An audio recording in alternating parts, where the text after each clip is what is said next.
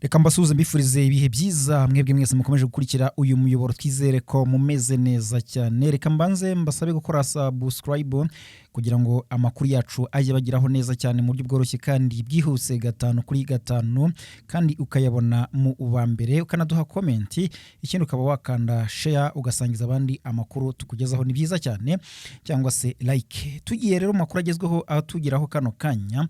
Murasazwa bwa Repubulika ya Demokarasi ya Kongo haravugwa inkuru twavuga ko ari nk'inkuru itunguranye kuri umwe mu bayobozi bo hejuru muri AFC M23 hariya Igoma. Bite bigenza bite niki gihindutse muri AFC M23?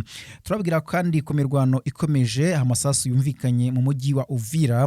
No mujyi wa Uvira umaze iminsi yugarijwe, ndetse hari icyo bakinshi mu baturage bavuga yuko M23 ejo n'ejo bundi yahakandagira, ariko byatunguranye cyane. Muri uyu munsi humvikanye amasasu menshi, turabwira uko byagenze naho ayo masasu yaturutse n'icyavuyemo, uko ibintu byifashe kuri iyo mirwano nyirizina. Hanyuma tubabwire kuri operation cyangwa se tubabwire n'ibyo AFC M23 gisirikare cyayo kiri gukora muri Masisi. Aha mbabwira ntabwo ari Masisi gusa, kandi hari na Warikare. Bite byose hari andi makuru menshi tuza kukugezaho. Turavuga ku Rwanda, makuru avuga ku Rwanda ndetse no ku Burundi muri rusange. Ntimuze kujya kure, hari amakuru atandukanye ngiye guhita mbagezaho kandi menshi. Reka mpere kuri aya ngaya rero. Mu burasirazuba bwa Repubulika ya Demokarasi ya Kongo witwa Yannick Kisora ni umuyobozi muri AFC M23. Kugeza ubu yamaze guhagarikwa ku nshingano ze kandi mu buryo bwa burundu. Yahagaritswe ku cyemezo giturutse hehe? No kuvuga ko uyu muyobozi yanakoraga mu biro by'umuyobozi mukuru, uyu akaba ari Colonel Nanga. Yahagaritswe ku mpamvu z'uko ashinjwa cyangwa se akekwaho ingeso mbi zirimo ubushurashuzi, gusambana, gushaka gusambanya cyangwa se gufata ku ngufu abo bakorana ku kazi b'igitsina gore. Ibyo bikaba ari byo byibanze mu byatumye afatwa cyangwa se atabwa muri yombi na AFC M23, ndetse agahita anakurwa mu nshingano shishitabona cyangwa se vuba na bwangu. Ariko hakaba mukuru avugirwa ku ruhande avuga yuko uyu muyobozi yitwa Yannick Kisora yaba ashinjwa ubugambanyi cyangwa se nyine kuba ari umwe mu bashyira amakuru uruhande rw'igisirikare cya leta ya Kongo arirwo FARDC, kugeza ubwo nyine hanagaragara bimwe mu bitero bikomeye bigabwa kuri AFC M23 ku birindiro byayo. Muranabizi yuko uyu mutwe urutse kugabwaho igitero Igoma kikabahusha, ariko kikarasa cyangwa se kikica umuyobozi muri UNICEF mu ishami ry'umuryango w'abibumbye ryita ku bana UNICEF witwa Karine Bouisse, ndetse kugeza n'ubu ngubu impaka zirakomeje ku rupfu rwe, aho kugeza ubu Bufaransa bwo buvuga ko bwanatangije iperereza ngo amenyekane icyateye aho iki gitero cyaba cyaraturutse. Aha rero M23 yasora itangazo ryihuta ivuga yuko iki gitero cyaturutse mu ruhande rwa FARDC kandi ko kitageze ku mugambi wacyo, ariko ko cyari kigambiriye guhitana abayobozi bakuru barimo Colonel Nanga ndetse na Joseph Kabila hoze ayobora Repubulika Demokarasi ya Kongo, nawe bamukekaho gukorana ngo na M23. Rero nibyatangajwe na AFC M23, umuvugizi wacyo mu bya politike Lawrence Kanyuka. Hanyuma rero uyu Yannick Kisora yamaze guhagarikwa, ndetse rwose uyu mugabo wenda icyo nababwiraho cyo nuko yageze muri AFC M23 muri 2025 mu kwezi kwa gatatu, nibwo yageze muri uyu mutwe wa M23, atangira akora izo nshingano ze zo gukora mu biro bikuru, mu biro by'umuyobozi Colonel Nanga. Hanyuma reka twigire muri Uvira humvikanye amasasu menshi ahitwa za Murongwe. Ubundi Murongwe hano abahazi bavuga ko ari mu gace nyirizina mu centre mu mujyi rwagati ahangaha, ndetse ari naho haherereye n'ubundi FARDC muri iki gihe mu gihe M23 yaharikuye. Aha rero humvikanye urufaya rw'amasasu menshi, ariko ngo amakuru akagaragaza yuko nubwo bimeze bityo ntabwo ari ihangana hagati ya M23 ndetse n'igisirikare cya leta FARDC n'abagifasha nyine barimo Wazalendo, ahubwo ngo ni bya bitero shuma bya Wazalendo baje bashaka gutripota cyangwa se gushotora M23 ngo arebe uko yitwara, ndetse banabone aho iherereye mu birindiro byayo, cyangwa se bikaba ari ibitero bigamije ubujura n'ubusahuzi, cyane cyane iyo izi za Wazalendo na FDLR inzara ibaririye mu mashyamba ari hafi yaho ngaho. Hanyuma ibyo bitero ngo byabaye mu ijoro rinini cyane, mu masaha ya saa 9 mu gicuku nibwo humvikanye urusaku rw'amasasu, ariko ngo M23 yaje kubasubiza inyuma shishitabona bava muri aka aka gasantere cyangwa se bava muri uyu mujyi aha Murongwe basubira inyuma mu birindiro byabo biruka kibuno mpamaguru cyangwa se basubira inyuma biruka amasiga mana.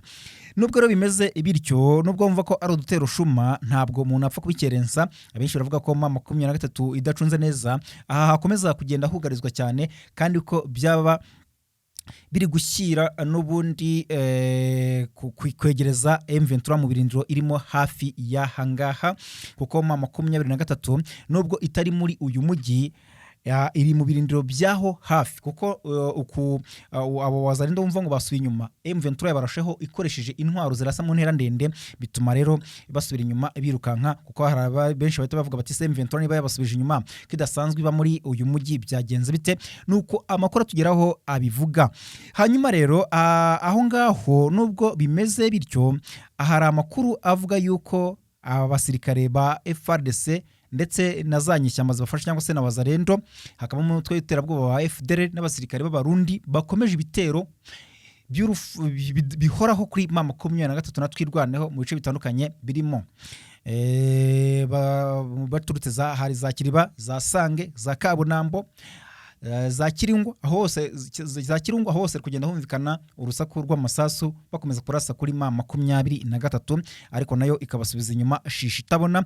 Kugeza ubu rero amakuru yavugagwa ku munsi w'ejo byavuga ko hari abasirikare biganjemo abarundi bari bavuye aha za Kiriba bitazwi neza aho berekeje.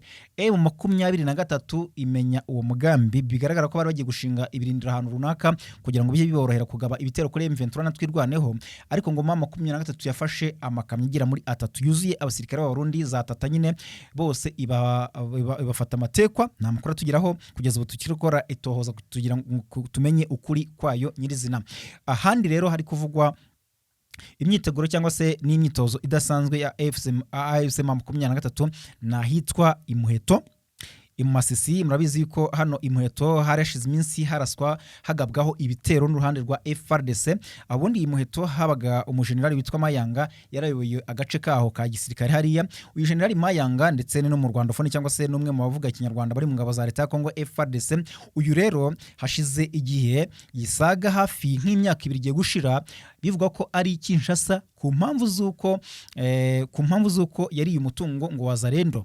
Hakaba n'abandi ariko bavuga ko azira kuba ari umwe mu bavuga ikinyarwanda bari muri FARDC bamushinja ngo kuba atanga amakuru ku ruhande rwa mama 23, cyo kimwe n'abitwa ba General Kabundi. Murabizi ko bagiye batumizwa Kinshasa kenshi, bose bashinjwa kuba ngo bakorana na M23 kubera ko nyine mu gisirikare cya Kongo FARDC usanga rwose iri umuntu uvuga ikinyarwanda cyangwa se uturuka mu bice cyane cyane byo hariya mu Burasirazuba uba utorohewe cyane n'abandi basirikare bagenzi bawe cyangwa se n'ubuyobozi bukuru mu ngabo za leta ya Kongo FARDC, ugasanga rero nibazo bikomeye cyane. Rero General Mayanga akaba yari aherereye hano muri kano gace ka Muheto, ariho yakunze kwigaragariza cyane, akaba kandi yaremerwaga n'ingabo za leta ya Kongo FARDC mu kubafasha mu kurwana. Reka rero amasisi mbabwira yuko M23 yahashyize abasirikare benshi cyane. Impamvu ziri kuvugwa yuko yaba yahashyize abasirikare nuko kano gace kamaze iminsi gashondwa cyangwa se karaswaho na FARDC n'abambari bayo.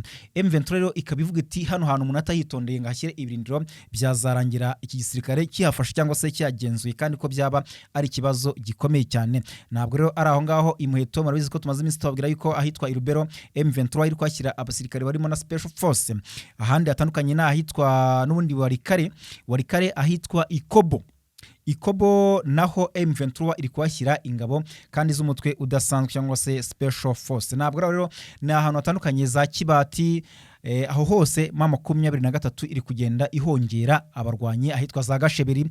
Urumva rero ko za Gasheberi hafi aho ngaho M23 benshi baravuga ko yaba ifite ikintu gikomeye cyane iri kwitegura, cyangwa se ikaba nayo iri kuvuga iti ibikorwa bya FARDC aho biganisha n'ahandi ntabwo ari inzira nziza, umuntu agomba kwitegura impande zose. Iyo mpamvu rero M23 kugenda ishyira ingabo hirya no hino kugira ngo ikomeze kugenda yihagaraho. Aho rero ashyize Special Force cyane nahitwa Ikobo muri Warikare. Aha rero Ikobo ubundi byigeze kuvuga yuko mu 2025 mu ntangiriro z'uwo mwaka bigeze kuvuga yuko haba harahungiye umugabo witwa General Byiringiro Rumuri Victoire uyu yita amazina menshi cyane, akaba rero ari we perezida w'umutwe w'iterabwoba wa FDLR. Hari igihe M23 yari bugarije cyane aba FDLR, irabakubita cyane hitwa za Rwindi muri Rucuro, irabakubita cyane, irabashushubikana, ibavana mu bice byose bari baherereyemo, bagiye bahungira ahantu hatandukanye. Amakuru avuga ko rero icyo gihe uyu Rumuringo bamuvanye za Rwindi yo ngiyo, bamuhungisha bamuhetse mu ngobyi, kuko M23 yari yamurasheho bikomeye cyane, kandi ko n'ubundi ageze no mu zabukuru uyu musaza, kuko n'ubundi hari n'impaka muri FDLR bavuga ko hagomba kuyobora urubyiruko, abandi hakaba izo mpaka zivuga ko abitwa ba Rumuri bakomeje kuyobora kandi nyamara ari abasaza rukukuri, byose birahari. Uyu rero ngo bamuhungishije mu ngobyi yo mujyana iyo ngiyo za Ikobo, niko amakuru ariko yavugaga. N'ubu rero kugeza ubu ngubu nta wuzi iyo uwo aherereye, cyo kimwe n'uwitwa General Omega. Mu bihe byashize muri bizi ko byavuzwe inkuru z'uko igihe M23 afataga mu Goma yuko nawe yaba yarashweho amasasu, kugeza ubu n'ubu ngubu hari abavuga ko yaba yarakomeretse, kandi bigeze no kumubika yuko yaba yarishwe, ariko kugeza ubu nta kuri kuzuye guhari. Hanyuma rero kugeza ubu aho hose M23 iri kugenda ihashyira ingabo mu buryo bukomeye cyane, ku buryo iri kugenda yitegura impande n'impande. Ikindi rero nababwira mu yandi makuru akomeje kugenda avugwa, ntabura kubabwira muri aka karere muri rusange, nuko n'ubundi hari amakuru avuga yuko witwa Thibault Nagy yabaye umunyamabanga wungirije wa Leta Zunze Ubumwe za Amerika ushinzwe ubufatanye na Afurika, yatangaje ko ashidikanya ku bushake bw'ubutegetsi bwa Repubulika ya Demokarasi ya Kongo bwo gusenya umutwe w'iterabwoba wa FDLR, mu gihe hashize iminsi nyine u Rwanda na Kongo bavuye muri Leta Zunze Ubumwe za Amerika ku kibazo cyangwa se ku mwuka mubi hagati y'ibihugu byombi. Ubundi tariki 27 z'ukwezi kwa gatandatu Kamena 2025 u Rwanda na Repubulika ya Demokarasi ya Kongo byasinye amasezerano i Washington muri Amerika bifashijwemo na Amerika yo gusenya FDLR no gukuraho ingamba z'ubwirinzi, biri mu ngingo nyamukuru zaganiriweho cyangwa se zasinyweho. U Rwanda rero na Repubulika ya Demokarasi ya Kongo ibyashimangiye aya masezerano tariki 4 Ukuboza 2025, byongeramo icyo gihe ingingo y'ubufatanye bw'akarere mu iterambere ry'ubukungu, binemeranya ko abashoramari b'Abanyamerika bazabigiramo uruhare. Leta ya Kongo rero yemeye gusenya FDLR, ariko kugeza uyu munsi ntiratangira kubyibariza, ariko yakomeje ahubwo kwifatanya n'uyu mutwe w'iterabwoba mu bikorwa byo kurwanya AFC 23, yuha ubufasha burimo intwaro, amafaranga, ibiribwa, imyambaro n'ibindi nkenerwa kugira ngo bakomeze gufasha igisirikare cya Kongo mu guhangana na M23, nabo bizeza FDLR ko bazatera u Rwanda. Tariki 17 na 18 Werurwe uyu mwaka nyine, intumwa z'u Rwanda n'iza Kongo zahuriye i Washington DC muri Leta Zunze Ubumwe za Amerika kugira ngo ziganire uko ibihugu byombi byahosha umwuka mubi ukomeje gututumba hagati yabyo bitewe no kutubahiriza amasezerano y'amahoro muri rusange. Izo ntumwa zumvikanye ko u Rwanda na Kongo zigiye gufata ingamba zifatika zirambye mu kubahirana ubusugire n'ubwigenge, FDLR igasenywa kandi ingamba z'ubwirinzi u Rwanda rwashyizeho zigakurwaho. Nagy rero yagaragaje ko kugira ngo amakimbirane yo muri Kongo ahagarare burundu, yatanze umuti avuga ko Leta ya Kongo igomba kubanza kwambura FDLR intwaro, kuko uyu mutwe ubangamiye umutekano w'u Rwanda n'akarere, ariko ko nta cyizere afite ko Kongo yabikora. Niko yavuze, yagize ati ni byiza gushyira hanze irindi tangazo ry'amahoro rihuriyeho rya Amerika, Kongo n'u Rwanda ku ngamba zo guhagarika amakimbirane yo muri Kongo, ariko byose bihera muri Kongo. Kongo igomba gusenya FDLR, ikibazo kibangamiye u Rwanda. Ndashidikanya cyane ko babishobora cyangwa ko babishaka. U Rwanda rugaragaza ko rero ruzakuraho ingamba z'ubwirinzi mu gihe FDLR izaba yasenywe, kuko rudashobora kwemera ko uyu mutwe ugaruka guhungabanya umutekano w'abaturage barwo muri rusange. Tunyarukiye mu gihugu cy'u Burundi rero, umunyapolitike Agathon Rwasa utavuga rumwe n'ubutegetsi bw'u Burundi yagaragaje ko igihugu cyabo kitari gikwiye gufunga umupaka wacyo n'u Rwanda. Muri izi kwashize igihe Perezida Ndayishimiye yarafashe ingamba zo gufunga imipaka ihuza u Rwanda n'u Burundi, agenda avuga yuko u Rwanda rucumbikiye abanga u Burundi cyangwa se abashatse guhungabanya ubutegetsi bw'u Burundi, cyane cyane bashatse guhirika ubutegetsi bwa Nkurunziza 2015. Hanyuma Leta y'u Burundi yafunze iyi mipaka muri Mutarama 2024, nyine nkuko nabikubwiye isobanura ko yabitewe n'impungenge ku mutekano. Abanyura rero ku nzira y'ikirere bakoresheje indege za Rwanda yabo baracyambuka.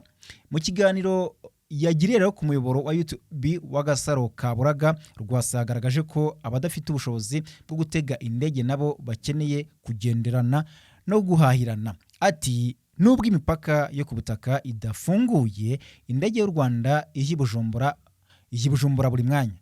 Abagenda n'indege bashobora kujya mu Rwanda cyangwa bakajya mu Burundi, bakava mu Rwanda bakinjira mu Burundi.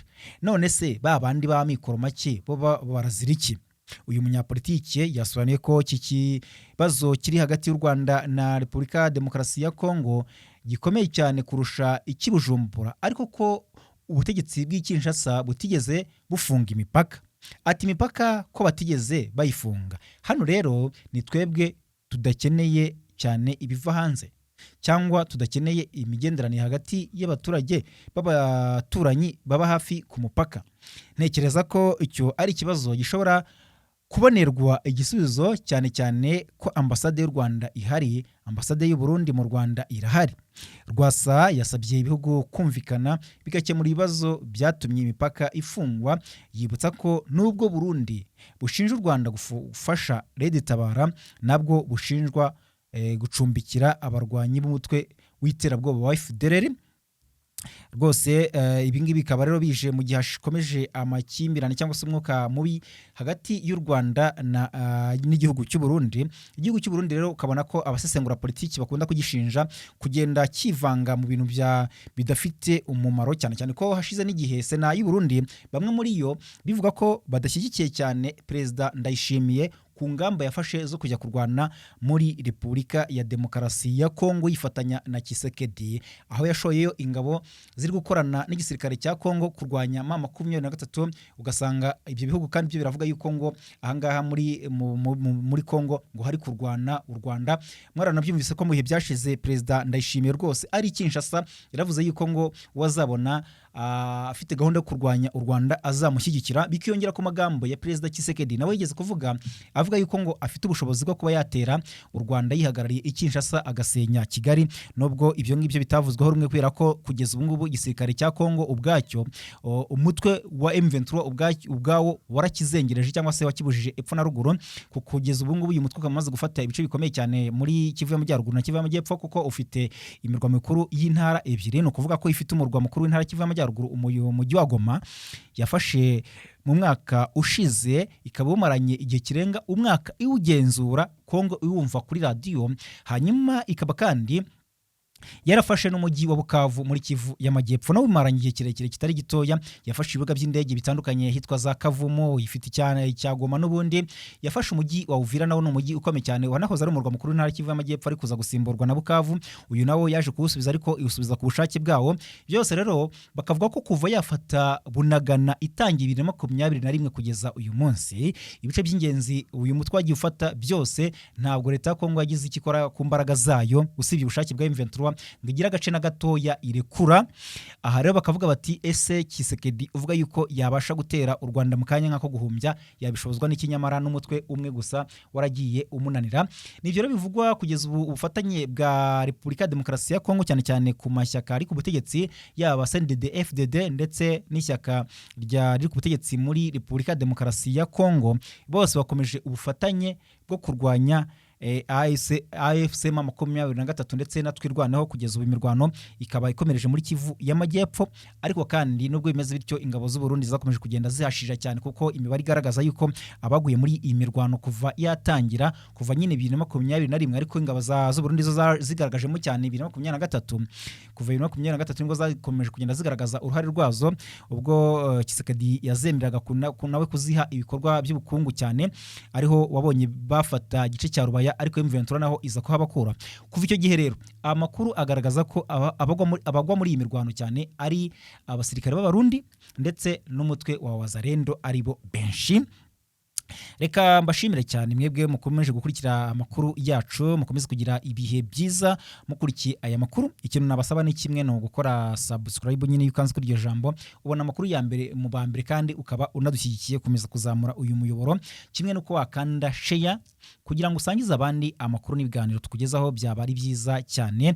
Ikindi nyine ugakanda like, ugakanda comment, cyangwa se nyine ukaduha comment birumvikana, ukatwandikira ukatubwira uko ibintu byifashe, ni byiza cyane. Reka mbashimire mbashimire cyane mukomeze kugira ibihe byiza mukurikiye uyu muyoboro. Imana ibarinde. Ni amakuru acukumbuye tubagezaho, amakuru y'ubusesenguzi tuzajya tunabagezaho n'ibyegeranyo mu bigiye bitandukanye. Ni umuyoboro rero bagezaho amakuru mu ngeri zigiye zitandukanye, yaba politike, yaba imibereho myiza, yaba diplomasi, umutekano, byose muzajya mubisanga kuri uyu muyoboro. Nta handi rwose wabisanga usibye ahangaha muri rusange. Reka rero mbashimire cyane, mbabwira ko mu kanya gato cyane tuza kuba tubagezaho andi makuru aza kubagezweho. Mukomeze kugira ibihe byiza.